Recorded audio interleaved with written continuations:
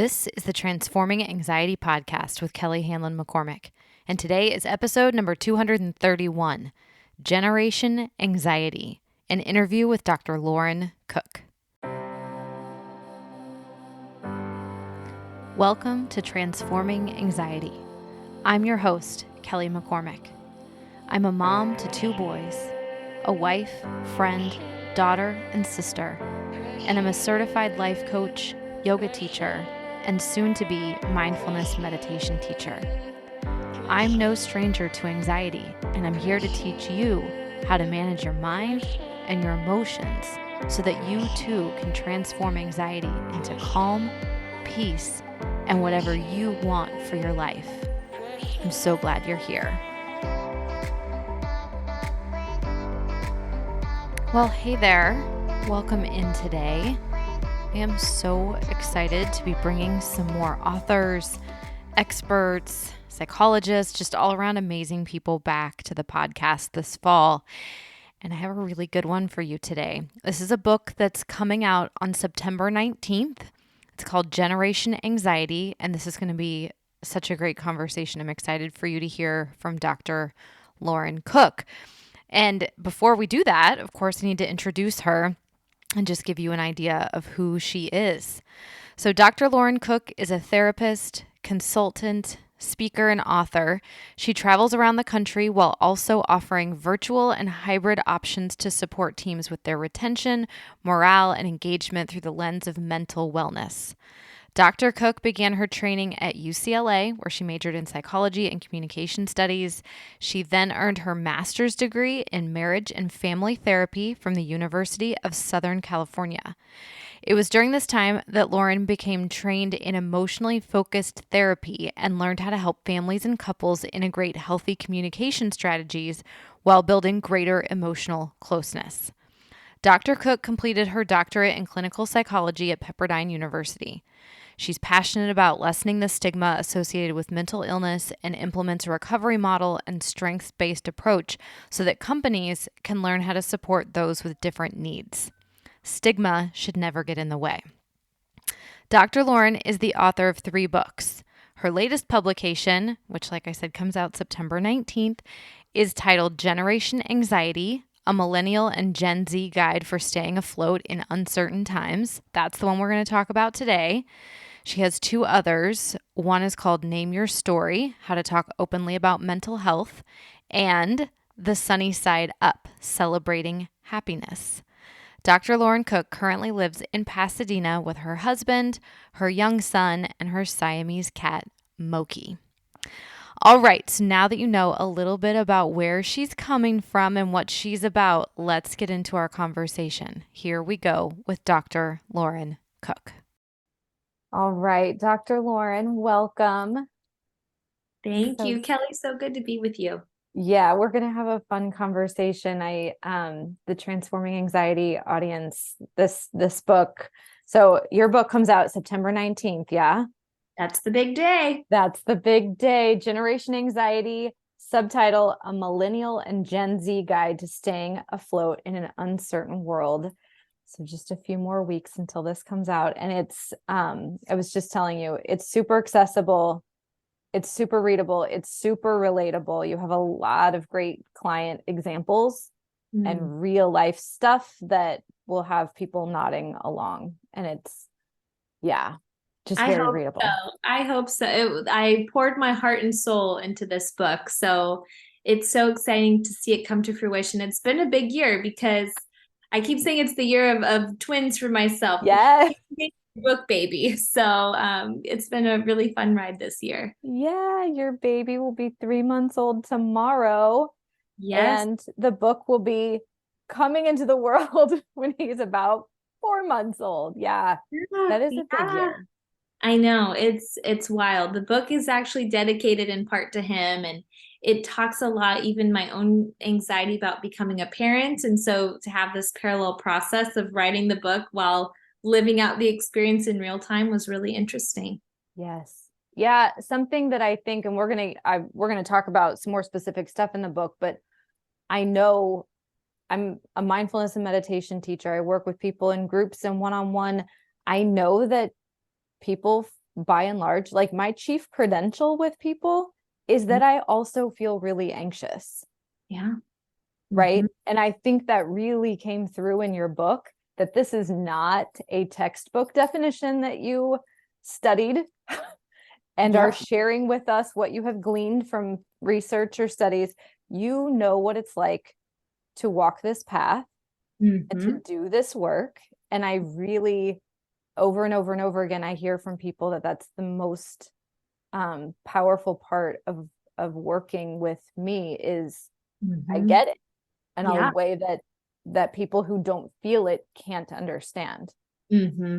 Mm-hmm. It's a whole other thing when you're living it, and I hope that people get that in the writing, that it's a very like real and honest, like, yeah, I'm living this too. And it's anxiety is not a box we check of like, oh, yep, I accomplished that. Like, I don't have anxiety anymore. Like, it really is a wave. And sometimes it spikes, sometimes it dips, but learning how to accept those waves, I think, is the real key, because I think a lot of people do feel like they need to make their anxiety go away, and then they get upset when it doesn't go away.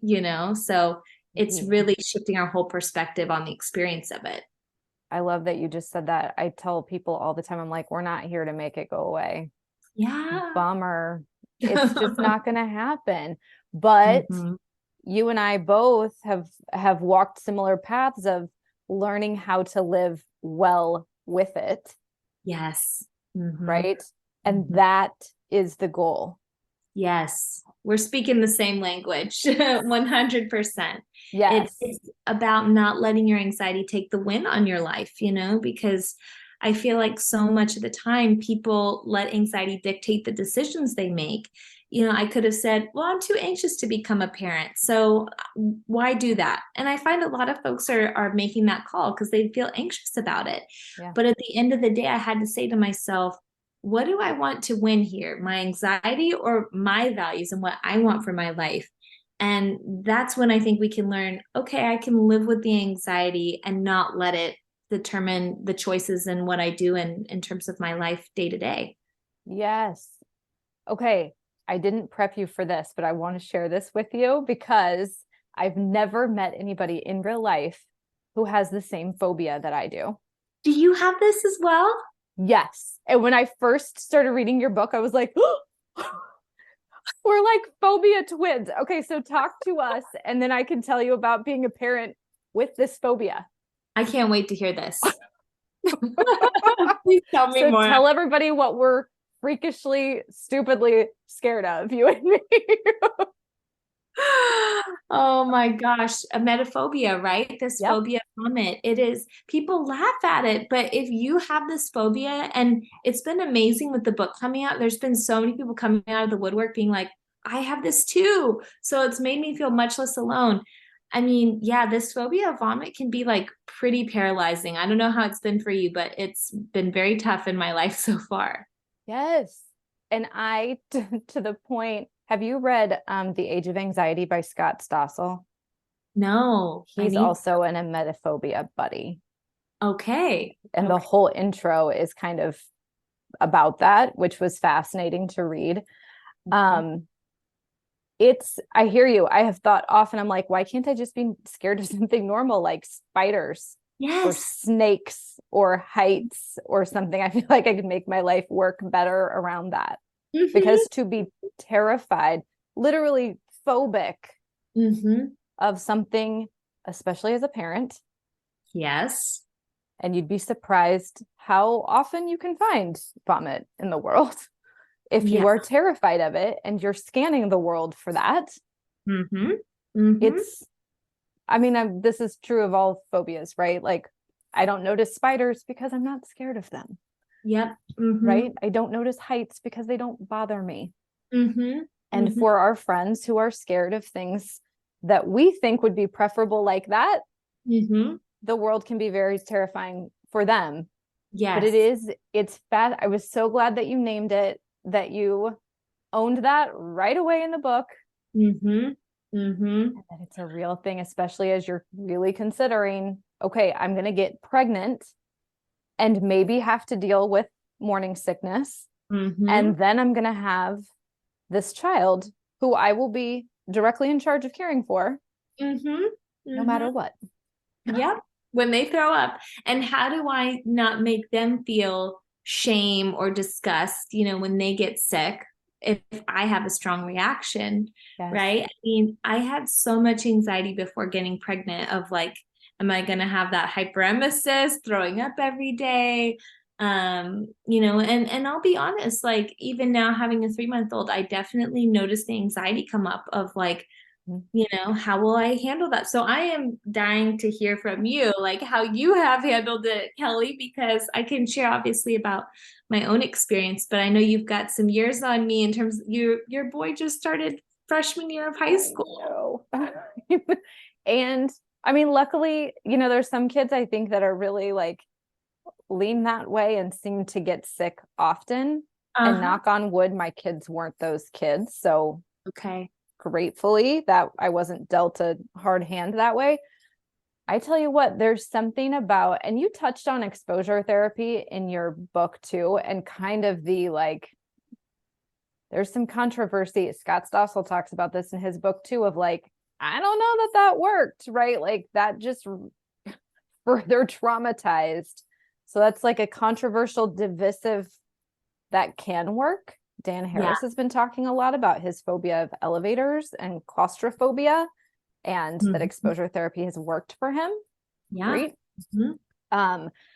There's something about, and I'd like to tell you that, but it was my child. And so I got over it. No, it didn't. I didn't. It was never comfortable. It never went well. There are definitely times, to your point, I think I handled it poorly in the sense that I'm sure my kiddos could feel that I was not okay. Yeah. That what was happening was not okay for me. And, I've had to kind of own that and have conversations with them, especially as I've gotten older. It's something that luckily my husband was willing to take the lead on. There's other things I can do. Blood, sweat, tears, blood, poop, all of that, like no problem. I'm good. Yep. Totally. So I can take the charge on that. I'd like to say that I've gotten better with it, and I haven't. And I think this kind of underscores the point that we just talked about with anxiety of like, it's not going anywhere. Yeah. That's a phobia that I have for reasons I don't understand. Luckily, you got to the root of kind of the why of yours. And I do have this choice of what am I going to let win? Yes. Right. And there are times, and we'll talk about this too. It's like, I've told people I do most of my life uncomfortable. I do a lot of my life scared. Yes. And it's okay. Yeah. I'm just like, come on, all you little monsters. Like, we're just going to go do it anyway. Let's all get on the bus. Yep. Because if we wait for the anxiety to go away, like we're never going to do anything in our lives, No. And I see that happening with a lot of my clients, with a lot of my peers, there's this hesitation of like, but what if it doesn't go perfectly? Or what if I'm scared? And it's like, you will be scared. That's just part of it. And, part of the book talks about too, like distress tolerance skills of like, get comfortable being uncomfortable, because that's where like the living happens. Yes. And I've kind of given myself a pass with this. There are a lot of things I do well as a parent. Vomit's not one of them. And I'm okay with that. Amen. Right. This is so helpful for me to hear, just personally.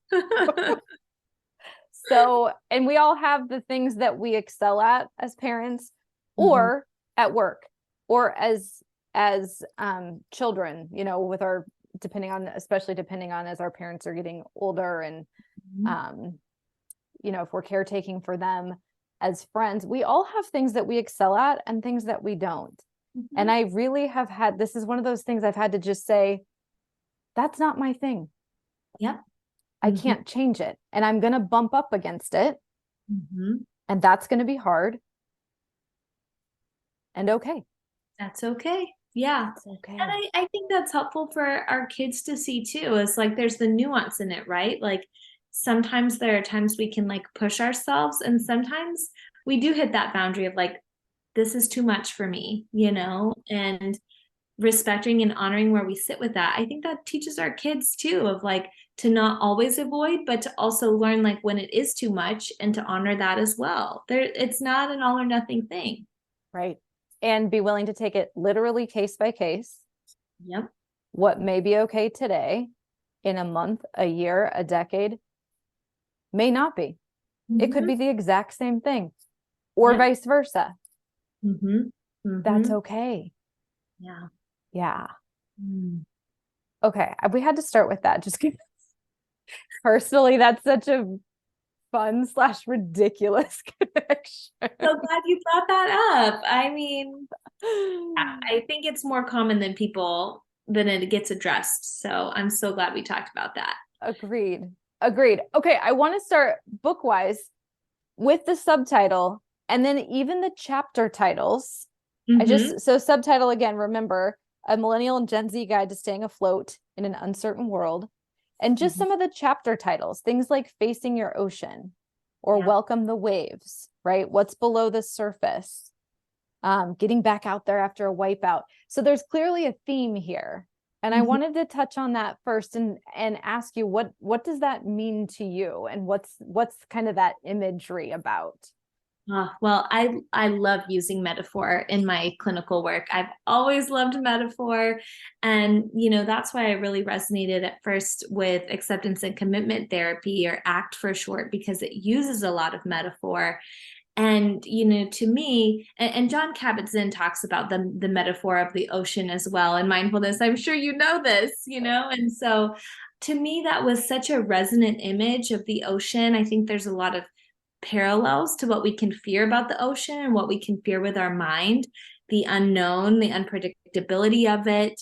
I even write about the metaphorical sharks in our lives, if you will. And so I feel like it's just a really nice way to give this whole huge amorphous feeling of anxiety a little bit more of a grounding to it. And, I think it's important to have the piece about the wipeout too, right? Because I do teach people how to ride out the waves, but there is sometimes when like a wave totally knocks you out, and that really kind of speaks to the grief experience. And I think we have to address that too, and not just say like, yeah, get back out there. Like, we have to also honor sometimes like I do need to step out and I do need to have a breather here. So it is about teaching people how to ride the waves, but also how to honor when you need to step out of the water too, so to speak. I love that. And just to kind of underscore that, we live in a culture that very much values and glorifies the idea of powering through and keep on keeping on, and well, don't worry about that, just keep going. And I think we can't hear that message often enough, that we have to tune in. We don't have to. We have the invitation to. Let me say it softer. We get the invitation to tune in and say, is this a moment? And you used an image of a diving board to illustrate this in the book too, the metaphor of when you're walking to the edge of the diving board, the high dive. Yep. And you have that moment where you're like, I could, but should I? And I could, but it's knowing, is this like that good kind of fear, that like exciting kind of fear of like something great's on the other side of this. I'm going to be stronger. I'm going to know more. I'm going to have an experience. I'm going to have put myself out there. Yeah. Or is my spidey sense like, I don't know. I don't know. Not today, not yet, something. Or just no. Yeah. That too. Honoring the no. Yeah. Yeah. And I write about the anxiety hierarchy, right? And I think it is kind of helpful for folks to give themselves a framework with it of like, am I in that like 4 to 6 sweet spot where like this is a little bit anxiety provoking, but I can hold it? Or am I like getting in my 7 to 10? Because if I'm in my 7 to 10, let's maybe step down from the diving board, do a smaller jump, or just not get in the water today. Yes. Tell me about, like, let's speak globally for a moment about anxiety. just kind of how you think about it, how you define it. Do you have like a working way that you talk about it, maybe with new clients? I find there's people who are feeling anxious and they don't necessarily relate to the word anxiety. They don't know that's what it is. Right. I think it's also kind of become this catch-all bucket in our society for like icky. Yeah, I don't like. That's so true. And we say, I mean, there's so many people I think in a given day that say, I'm anxious about this, that, and the other, and how do we really benchmark it of like general stresses and worries versus like an actual anxiety disorder or something like that? To me, anxiety really boils down to this fear of loss of control. We want to grasp so tightly to feeling control in our lives, to feeling like we know what is going on, the sense of predictability. And this is where I have a pretty honest talk with clients that really there's very little in life that we can like truly control. And that is so hard to accept and sit with. And I hear a lot of self-help, well, you'll feel better if you feel more in control of your life. But in my experience, the more we try and seek control, the more out of control we feel. So let's bring back to metaphor. I love to talk with my clients about laying back in the hammock, doing a trust fall a little bit, and trusting that you will be able to hold that anxiety, even if it is uncomfortable. But I think it's important that we really look at this, because when we've been anxious for so long, I find you kind of get two things. You get the hopelessness and you get the helplessness. And over time, you have those experiences long enough, that can really lead to depression. People are anxious for so long, they feel like this is never going to go away, and they start to feel really defeated about that. And so then that depression comes kind of as an after effect.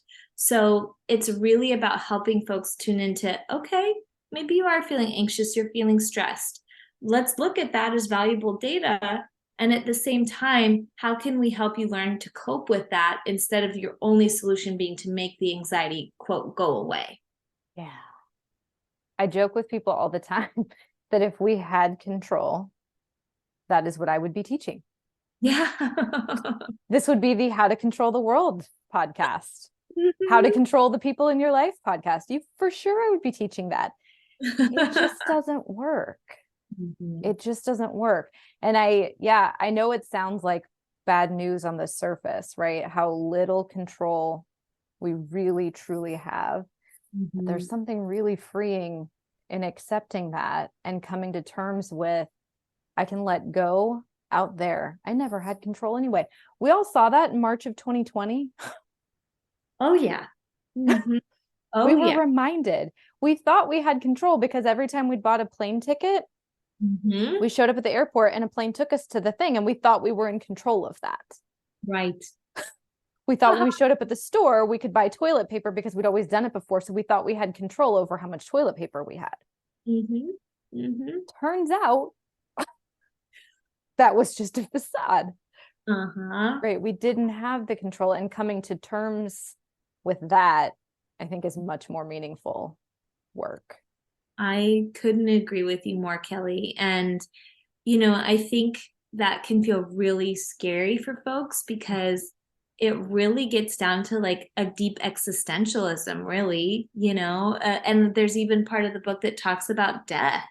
That's something that I feel like, especially in American society, there's such a like, we don't talk about death, but really, when we can acknowledge like death and endings are a part of life, as painful as they are, I think there's liberation in that too, because we're not avoiding a very real reality, and so I think that's a shift that we can all start to make too. And of course, like, I do want people to hear in this as well, like, that doesn't mean that we can't do things about our situation. That doesn't mean we throw up our hands and say, okay, like, world, have your whim with me. It doesn't mean that we choose apathy. There's obviously things we can do and steps we can take.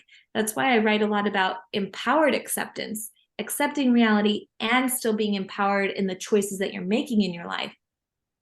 But at the same time, it's still knowing, right? Like, there is that lack of control in the universe. And if we can accept that, I think we can live more presently in our day-to-day. And also, I think really be more acutely grateful for when things do go well or when we do have an enriching experience, knowing kind of the chaos of the world. We appreciate it that much more of like, wow, what a gift that I had this experience with someone today, for example. Right. Okay, that's so funny. I was going to ask you about this next, about empowered acceptance. First of all, I love those two words together because there's something just, I don't know, there's something that kind of clicks internally. Empowered acceptance feels so good, right? And but this also kind of begs us to talk too about this idea of like intergenerational trauma, epigenetics, and how not only the current culture, this societal moment, right, but also our personal lineage, like our ancestral history, and the personal and collective stressors of like the defining moments of our generations. And you go through this in the book. It really informs how we experience the world around us. And of course, we've all just got a crash course in this, living through a pandemic. Yep. Right. That's going to be informing. I mean, the history books, of course, will be talking about the impact that has on all ages. Yeah. Right. The defining moment. So I'm curious to dig into this a little bit more, and this idea. I think sometimes we feel anxious, or we experience, like maybe it's a situation or even a whole season of our lives that feels stressful, overwhelming, worrisome, and we take it so personally. Mm-hmm. Like it's just me, this one little human who has this bundle of issues. And when you zoom out and you really consider the context of all that goes into, first of all, just who you are, but into the moment and what you're experiencing, it's like, oh, I mean, here again, I didn't have much control over this. Yep. Yeah. Well, and I write about something that may be a bit controversial. I think when people first hear it, there's like a little bristling. Anxiety really can make us very selfish. It I can make loved us this. I mean, takes one to know one. I've lived this myself. It's all about me and my experience. And it really clouds us from seeing what could be going on for someone else. You know, it can impact our experience of empathy. And this isn't coming from like a narcissistic place by any means. It really can feel so out of control, right? Because it's that all consuming. But I think that selfishness can kind of come as a byproduct, you know, and that's why I write about like how can we kind of push out of that, because if we can start to see what someone else's experience is, or start to get passionate about helping, you know, the injustices we see in the world, that can actually take us out of our anxiety because it becomes more than just ourselves. And so I think that's really important to take a look at, because there are so many people who are impacted very deeply right now by different experiences that we're seeing happen in this country. And, you know, I think being part of the solution, that's that empowered piece in the empowered acceptance, you know, and that's feeling like, okay, there is something I'm doing about this. I'm not just being a passive bystander here. Yes. And there's such a fine line. I just want to underscore this, between feeling like you have another to do and that you're putting more on your plate. Oh, now I've got to go volunteer. Now I have to go be generous. Now I have to say yes if somebody asks for a favor. Not necessarily, right? It's again, case by case, moment by moment, discerning, could I get out of my own head a little bit here, right? Could I talk about like the mouse view where we're so up close and like right in the weeds, and like, would it help for me to get more to that eagle view and zoom way out? And one way to do that, a like quick and dirty way, is to help somebody else. It interrupts that path. And it oftentimes reminds us, it's like, I always joke, we're like, ask any adult how they are, and they're either fine, busy, or tired. Right? That is so true. Nobody's ever like amazing or like just having a totally contented, joyful day, right? Yeah. People, we walk around thinking we're so busy and that Mhm. we're holding up the whole world, and it all hinges on me if I don't get this done. Oh yeah. Well, and I think too, there's almost like a vulnerability to joy, in that we're afraid somebody will think that we're a jerk if we're like, I'm having an amazing day. Like, I mean, maybe that's my own anxiety, but like, I don't know. I feel like it's rare that people like admit that because we're worried that people are going to be like, well, aren't you special? La di da, you know? Um, I think that's part of like why like we've had this obsession with happiness like the last like 15 years. I feel like it's kind of died down where now you hear more like, oh, toxic positivity, right? And gaslighting and things like that. But I remember in like 2010 or so, like we were so into happiness. Um, and now I feel like we kind of have to find that like happy medium, no pun intended, of like, if you are feeling good, like there's no shame in acknowledging that too, you know? Right, right. Yeah. I It's don't so know. true. Yeah, for a good time, walk around all day. When somebody asks you how you are, just tell them you're amazing. I'm amazed. And See how people respond. But it honestly, like throws I feel people. like you're like, what? And they respond just like you're saying. They're either like, well, look at you, or they're like, what's wrong with Yeah, you? are you okay? Right. It's an interesting relationship we have to our feelings in a way that we're not looking too closely at, but it's just kind of like everyday throwaway phrases that we kind of trade around for, I don't know, socially acceptable reasons, right? Yeah. Yeah, so true. So true. Okay, you have a few terms in the book that I wanted to hit on because some of these I had not heard before, and I just thought this was such a good way of reframing and thinking of this. Like, tell me about mental treading. Ah, yeah. Yeah. Yeah, that. So coming back to that wave in the ocean metaphor, so many of us we are mentally treading in our minds. We are spinning ourselves wild with rumination.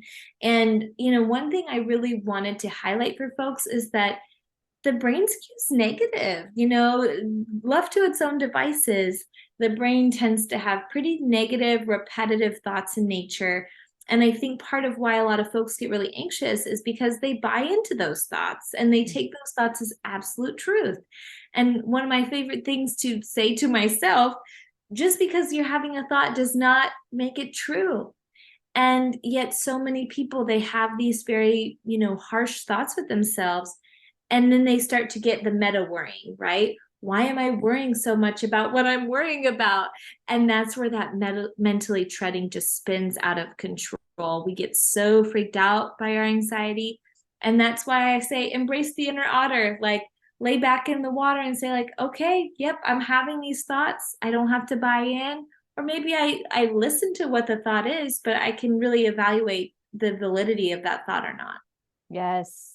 This is I love talking with other authors and psychologists and writers and teachers because one of the things I think we all need is to hear the things we need to hear in multiple different ways from Mhm. multiple different people from multiple different angles and just different words and vocabulary around it. And Mhm. it's something that it's like to be scared of being scared or to be anxious about being anxious, right? It's we get caught up in these loops of, and I loved the phrase or the term mental treading because you kind of get it just on hearing those two words paired together. You're like, oh yeah, I know Mhm. that. I do that. Yep. I do that. And it's nothing has gone wrong because your brain is going in loops. Like our tear ducts secrete tears, Yep. right? Our minds secrete thoughts, Mhm. and All the it's just a thought thinking machine. And our minds are shameless. They'll think anything, Mhm. And right? it's constant, right? It's like a hamster. Yeah, never ending. Right. And we're repetitive by nature. We skew negative by nature. And it's like the more of this we can become aware of, the more we can right size that. I used to call it the ticker tape, like the line at the bot, right? The ticker tape of thoughts. One of my clients called it the terror tape. I mean, that's pretty accurate. Yes. That's what's going on in there, right? Yeah, meta worrying was another term that I hear so many students talk about. I'm worried about being worried. I'm anxious about the next panic attack. Yes. Right. I'm scared that when I get there, I'm going to be scared. And coming back off the ledge of, now we're just adding, it's like we're getting further away from what's happening. Right. We're adding layers, and it's like we're not even dealing with the core of the issue, or the most important part. We're so far away from that because we're into worry about worry about worry. Well, and that always surprises folks a lot of the time, because that anticipatory anxiety is often so much worse than the actual reality. You get there and you're like, yeah, I was a little nervous, like before going on that date or like giving a speech in class, but it was nothing compared to the anxiety I had before.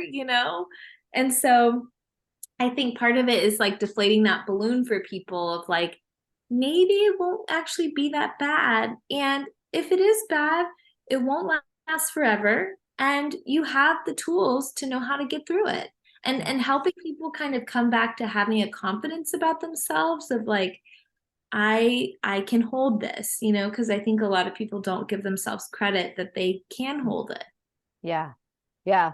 And we talk a lot about practicing kind of outside of the moment, right? Practicing when you feel steady, practicing when you feel well resourced and grounded, because those the moments where you're building those muscles and skills, so that when you go out to give the speech, when you show up on the date, it's like, oh wait, I can kind of, just like what you said, I can lay back in that hammock.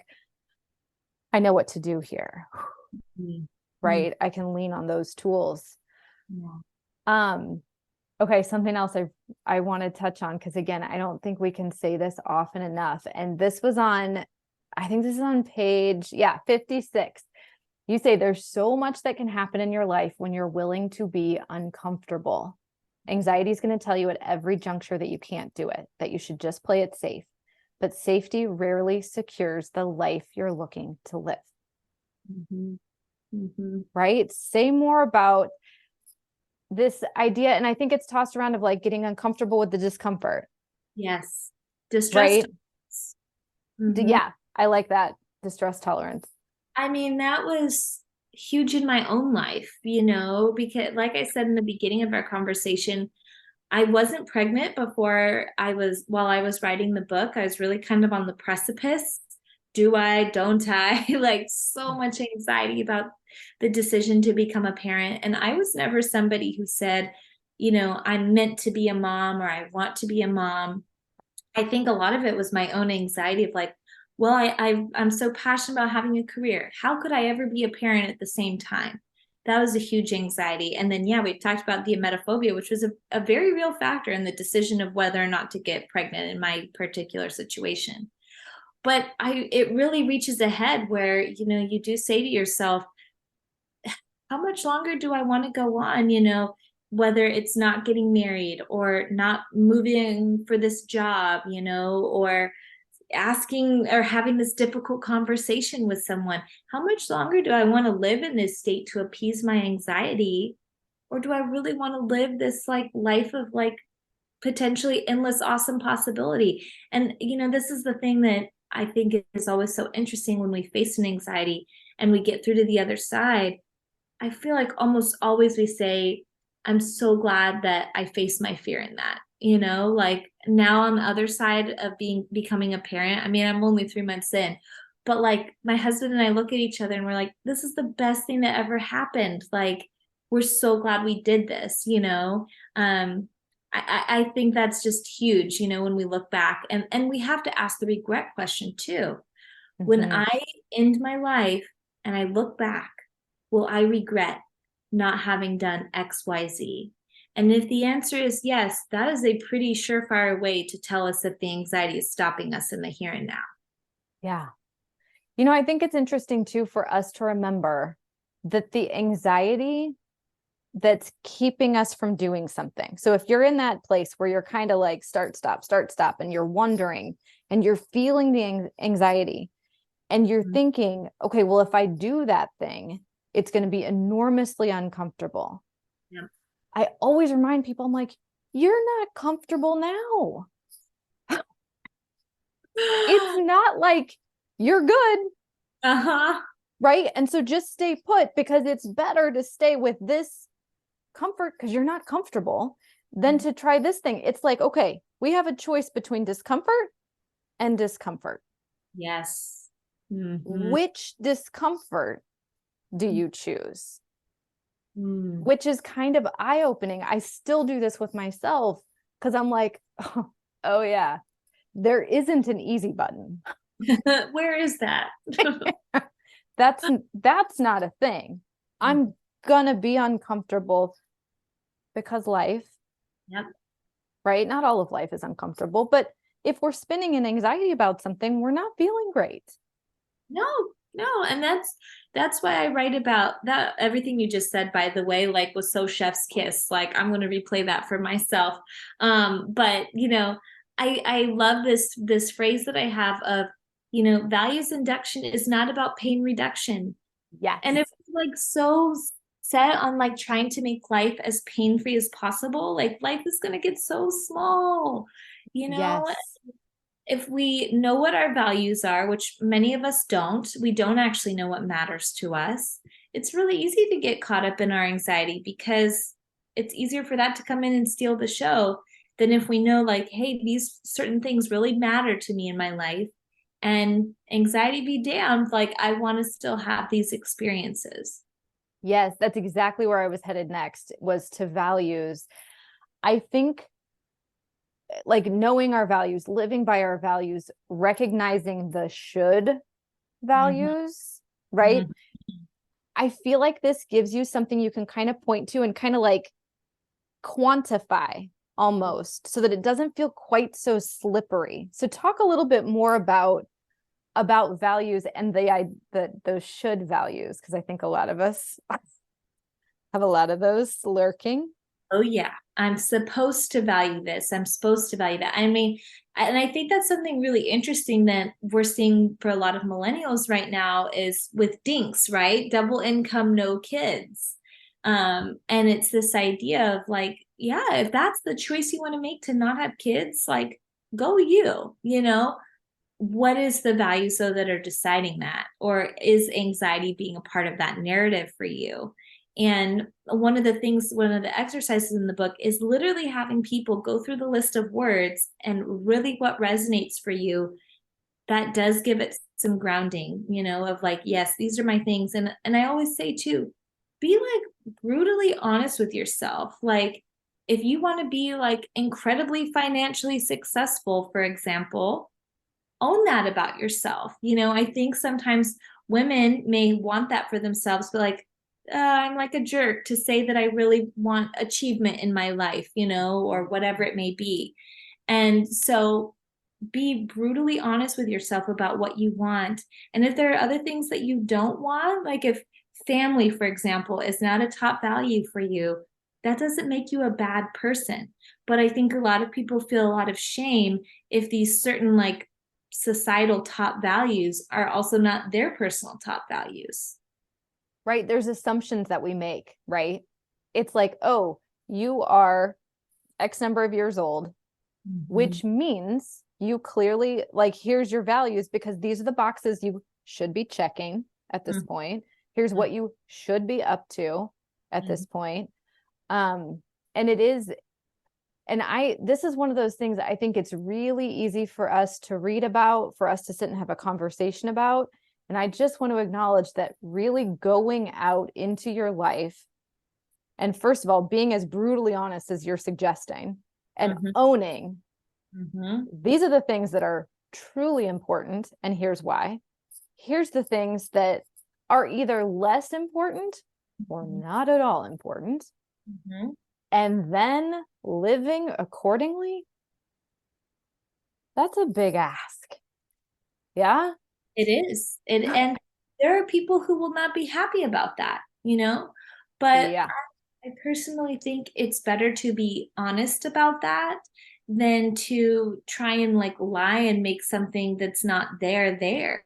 I don't think that's really fair to the other people in our lives, and I see that happen a lot in the couples therapy I do, that someone's trying to make something happen and the other person is like, not quite there. And that leads to so much tension years down the line. There are some uncompromisable situations, right? Kids, moving, marriage. You can't have half a marriage, you can't have half a kid, and you really have to be honest. I think pretty much like from the get-go of like these are, and of course things can change, right? But being true to yourself and true to the people around you so that we're not living in a false reality of portraying things that aren't actually congruent for ourselves. Yeah. Something that I see coming up a lot in my students, and I hear from a lot of listeners. I've been recently obsessed with the poet Maggie Smith. Poets also do so much with metaphor. She talks about, and I know the listeners are like, oh my gosh, with Maggie Smith again. Here we go. I love the quote that you said, I think, before we hit record. So I hope you're going to say it. Oh, this will be a different one. So you'll have to remind me of what I said. She talks about, not, she says this once, but she kind of hints to this a lot. We have that term midlife crisis in our vocabulary. And she talks about, particularly for women, that midlife return to self. And this, like, I think it feels crisis-like because the value system that we've perhaps been living for years or even decades with isn't aligned with who we are, or needs to shift because the season of our life, the kids are getting older, the kids have left the house. Career, I've achieved everything I wanted in career, and now I'm kind of at that apex of like, not quite so hungry and ambitious anymore. So what does this look like? Right. And we have this moment it's kind of like a long moment, like it's sometimes pretty painful time to kind of take stock of. And I think that's what it really is. That's the poetic way of saying it, is a midlife return to self. And I think a more tactical way of working with it is, what do I value? Yeah. Has that changed? Do I need to kind of up level my thinking, my thought systems, my belief systems, my life to better align with what I truly value right now? Am I in crisis because what I'm doing all day, every day, and what I value have gone? Yeah. What now? Well, and that's what's hard with anxiety, right? Like coming back to that control, it can also really make us crave rigidity, crave pattern. Like the idea of like that flexible openness is like, no, I want my box to stay in. Yeah. And so when you do get to that new season, and I'm seeing that as a new season of becoming a parent, I was just reading an article about the identity crisis of the new mother, and I can feel myself bucking it a little bit of like, no, like I don't have a new identity. I am who I am, and I think there's really a both and to everything. Like I'm a huge fan of the dialectic that like we have our core sense of who we are, and like we can hold change and like new identity at the same time. Like it doesn't have to be either or. I don't know. To me, that's like very grounding when like there are big changes happening in our lives. Yeah. Yeah. This is okay. It's like I gave you all of my questions ahead of time because you just keep leading to the next one. That's what I was going to finish with and close with, is this idea that change is possible. You talk about this and on about halfway through the book, you say various studies are showing that change is possible. We're seeing how mindfulness, hint, hint to all my people, exercise, eating nutrient-dense foods, not using substances to excess, especially nicotine and alcohol, and reducing stress, among other tools, can all play a part in changing the script. What we do to our bodies changes us on a cellular level. Yeah. Yeah. Ooh, I'm so glad you pulled that quote, because I am a really big advocate of holistic healing, and I hope the field of psychology starts moving that way too, because, quite frankly, like in my 6+ years of like doctoral training and stuff, there was not much mention of like somatic body work or how food impacts like that gut-brain axis connection. And for me, I love therapists, obviously. I am one. But the person who healed my panic attacks was my naturopathic doctor. Yeah. And when I changed what I ate, when I got my blood work done, which everybody listening, please get your blood work done. When I started taking supplements to like help balance things out, that's when the panic stopped.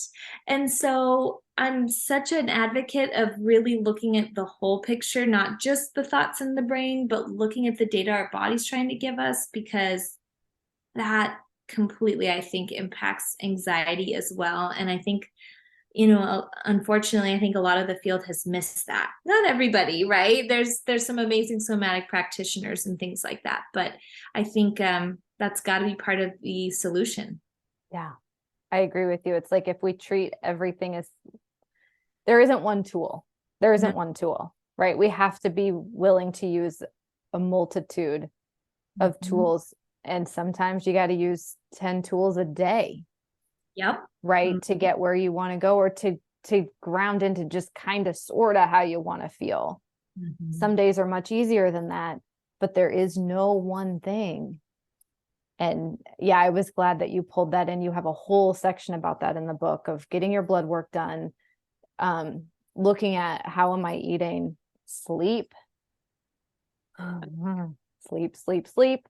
I talk a lot about alcohol with my people. I quit drinking about 6 years ago, for a lot of the same reasons. Caffeine is something to look at. So we've got to pull in more than one thing. It's not just your thoughts. It's not even just your feelings. It's not even just your actions or your words. Yep. It's all the things, right? Yeah. Kelly, you speak to my soul. This whole conversation today has been restorative for me. So I'm so glad that we have gotten to chat. This has been an amazing conversation. So I'm so grateful for you and the work you're doing. Well, Dr. Lauren, thank you for taking time to be here. And again, if you're on YouTube, if you're watching this, Generation Anxiety, tell everybody real quick before we go, where can they find out more about you, your offerings? I know this is not your first book. Oh, yeah. So I'm at drlaurencook.com. I do a lot of speaking for companies, universities, and would love to spend time with anybody's team. Book comes out September 19th, wherever you like to buy books. So please pre-order if you're hearing this in advance. And follow along on TikTok and Instagram. I love to post helpful content there for folks. I love it. I love it. Thank you, Dr. Lauren, for being here and for sharing your work with us. Oh, my pleasure. Thank you for the work you're doing, Kelly, and for your existence in this world. Thank you. Thank you.